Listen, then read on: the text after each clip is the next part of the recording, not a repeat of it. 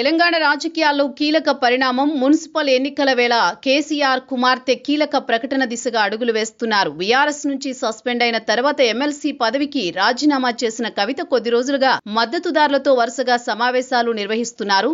త్వరలో జరిగే మున్సిపల్ ఎన్నికల్లో పోటీకి సిద్ధమవుతున్నారు. పార్టీ గుర్తు విషయంలోనూ ఓ నిర్ణయానికి వచ్చారు. దీంతో కవిత బరిలోకి దిగడం, బీఆర్ఎస్ ఓట్లకు గండిపడడం ఖాయమనే చర్చ మొదలైంది.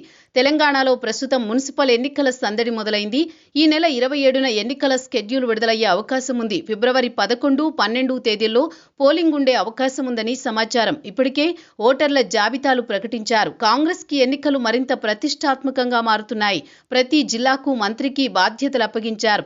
సీఎం రేవంత్ జిల్లాల పర్యటనలు చేస్తున్నారు. అటు బీఆర్ఎస్, బీజేపీ సైతం ఎన్నికలపై కసరత్తు ప్రారంభించాయి. కాగా తెలంగాణ జాగృతి నేతలు స్థానిక సంస్థల ఎన్నికల బరిలో దిగాలనే నిర్ణయం సంచలనంగా మారుతోంది.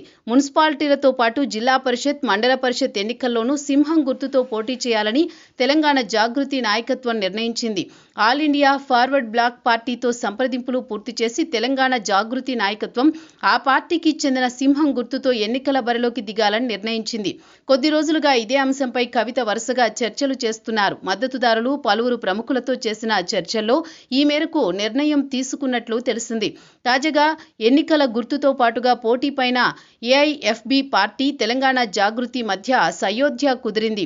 తెలంగాణ జాగృతి అధ్యక్షురాలు కవిత ఇప్పటికే రాజకీయ పార్టీ రిజిస్ట్రేషన్ ప్రక్రియలో వేగం పెంచారు. అయితే పార్టీ రిజిస్ట్రేషన్ పూర్తి కావడానికి 2 నుంచి 3 నెలల సమయం పట్టే అవకాశం ఉంది.